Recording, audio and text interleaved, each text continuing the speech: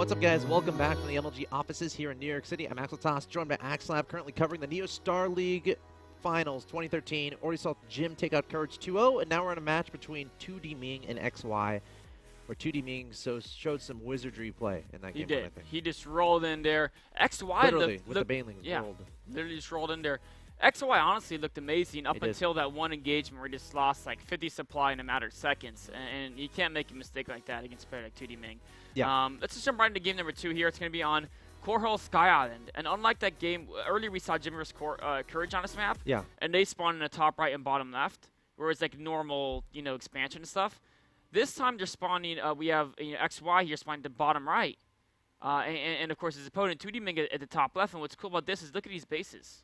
It's like 2 rams, it's madness, and you can kill these things and block. It's crazy. You can kill the rock towers and it'll block. You can actually wall yourself in at the start.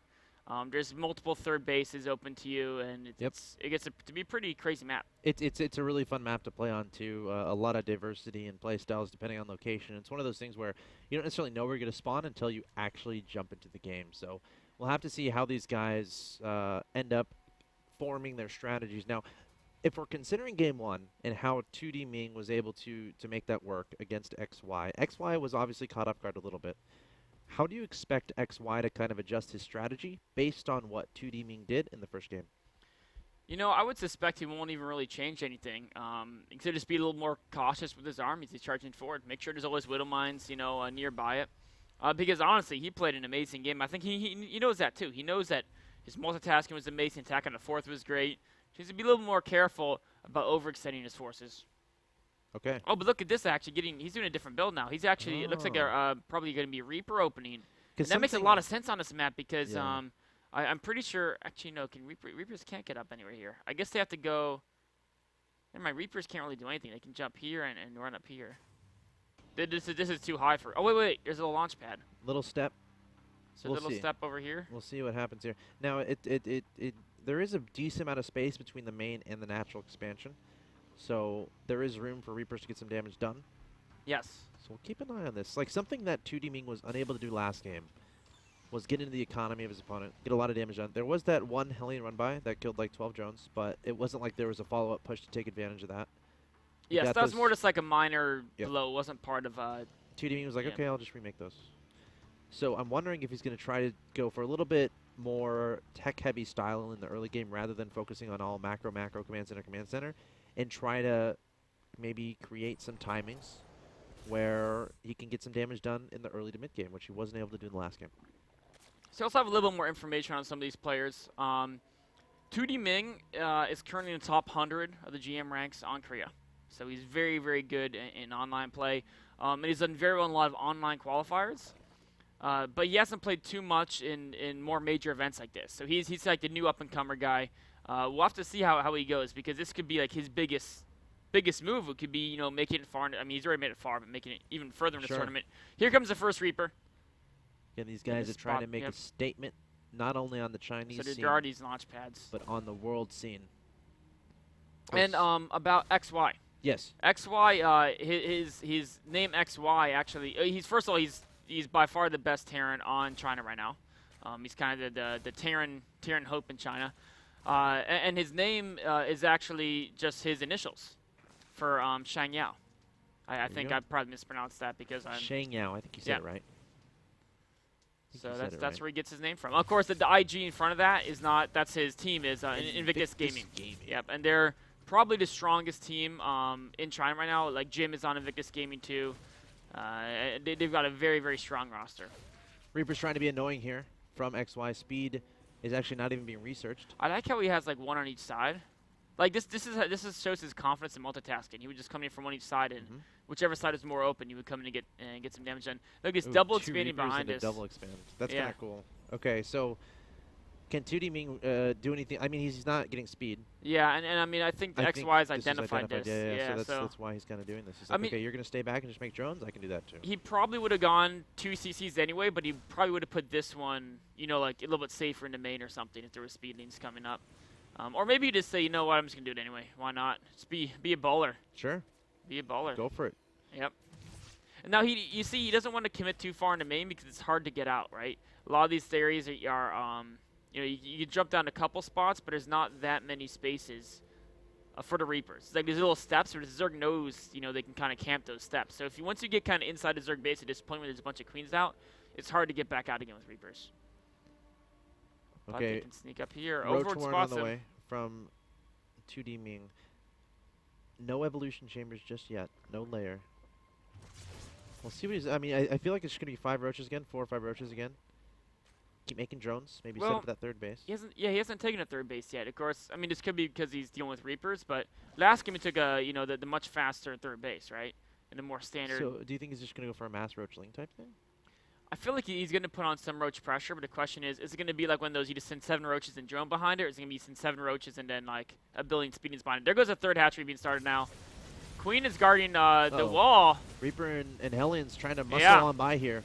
Oh, Toodming he does not want to let that happen because once those Hellions have free reign in your main, Oh, look at matchup, this. It's no fun. The Lings are ready. Yeah, but he can use the Hellions to protect the Reapers. The Reaper falling. That was the idea. Yeah, the Hellions weren't able to quite get the shots off. I think he was trying to move them and do a whole position at kind of the same time, and they were kind of just skittering around a bit. Yeah. So we do see some roaches, of course, from Toodming. Look at this Overlord spread. Look at his vision. Just take a look at his vision. This is it's super cool. pretty intense, man. Super cool. Maybe he's identified the fact his opponent tends not to get that early Viking. So why not put the Overlords around, right? I mean, worst case, you lose them, and it kind of sucks, but it's not the end of the world, and it's great sky division. So here come the roaches here. It looks like they want to defend his third base from any type of harass. A little bit more cautious play as far as the time of the third from Toodming this game. Could be a reaction to Reaper opening. And his lair tech is a little bit faster than last game. So, and he's continuing with upgrades, but he got lair before upgrades. So we're going to see a little bit slower upgrades than he had baning game, but a much faster baning speed. Seems like that's what he wanted to get lair for. In fact, he might even do some mass. He might do like a lifestyle mass baning attack off of baning speed. Yeah. I think that's what we're going to see. Here's the scan. What did Oh, it the say? scan's in the main. Does he actually see the debating that's quivering? I'm going to say no. He does. Yeah, he sees it quivering. So that's actually a very good catch because he knows the baiting speed is very fast, and he has to be aware of that. Well, if he's getting there this fast, he can't get that many mutas, but he could get a ton of banings. So that's something I really have to watch out for. Of course, you have to be careful of mutas as well. But baiting speed, you know, and mutas are the 2 big threats that XY is going to be looking out for right now.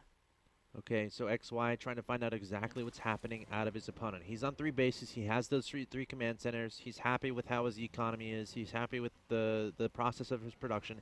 He knows his opponent's layer was super fast, and he knows his opponent went for a little bit of a later third. So he's a little bit worried about what might be incoming from his opponent. He's trying to find that out. You know, he's seen roaches too, so that's kind of tipped off his radar. But okay, he's committing. These units are going to get stuck, but how much damage can they do? They see a bunch of speedlings. Nice. That was a nice surround there from Toodming. That could have been much worse. The Hellions could have sprinted on into that economy and taken down a lot of drones, but as it stands, the Lings able to clean up those Hellions. Now, a bunch more Lings on the way here from Toodming. This has triggered a reaction. He's going to go for it. 1-1 is on the way. He's about to make a billion Banelings outside of his opponent's third base. Toodming might have an idea about this. He saw all those Lings, and now he's going to focus on setting up those tanks, setting up the Sin City, so he doesn't take too much damage to this attack. I was thinking XY is very Marauder heavy too. He saw the early roaches, so he went tanks and Marauders, and he still has some Widow Mines. This one is kind of the fallback plan. Oh, look at this. He spotted the attack. Is he going to try to drop the Marauders on the Banelings? He's going for it. Look at that. He's going to try to do it. And yes, the Marauders drop it down saying, Banelings, come kill us. But the Banelings going to run on by. A bunker turning down. All the Banelings actually, a lot of them detonating there. Yeah. Was that an accident? I mean... Well, it was one of those things where he really quickly, because what you do is you move in, and then you get a good surround, and you attack move. Oh. Okay. And you see attack move, you also had those further banings in the same group, right? Oh, right. So, I mean, it was a mistake, reason, but it's an easy mistake to make. Sure. Oops, sorry. For some reason, I felt like he manually detonated like 15 in the back. No, it was just they were attack moving on to Marauders. Sure. Okay, yeah. Oh, yeah, the Marauders were dropped back there. So heads up move there from XY, absorbing a lot of those Banelings hit. But look at all these units. And again, this is so efficient, so optimized here from Toodming. Oh, look at that. He drops the rocks. He's like, stay back. I'm going to drop the rocks on top of you. And the Lings and Roach are going to target that down. But let's see. Cool moves by XY. There on the high ground. Yeah, he's building one tank. He lost his 2 earlier tanks. He does have 2 Widow Mines, so they might help. His tank is almost out. And you know what? These rocks may be a saving grace. If he didn't have these, Zerg would have already been up in here. But time is so important. Yeah. Now. Oh, he's got to get this tank in position. He's trying to. You can see where he's clicking. He wants it so it's hard for Zergians to wrap around. He needs to hurry. Oh, if he can get a big shot on the Banelings. That's a good. Just a shot on the Zerglings. He needs to target that. He's trying to reinforce the wall as well, adding on Yes. more and more supply depots. Banelings coming in here. Toodming trying to win this, and here come the Swarm. The Lings and the Banelings sprinting on into the main base. XY desperately trying to hold, but so much Zerg. Now it is made in his natural expansion. Banelings looking for SCV, looking for any units. The tank is going to go down, and it doesn't even matter that the rocks were dropped. That time was bought for XY, this build. Just a little bit too good. He's totally. Oh, the Banelings coming in here, taking Oh my out God. all the SCVs, and now the Wow. Speedings are free to run in on the siege tank. What a cool, Yeah. what a cool push there.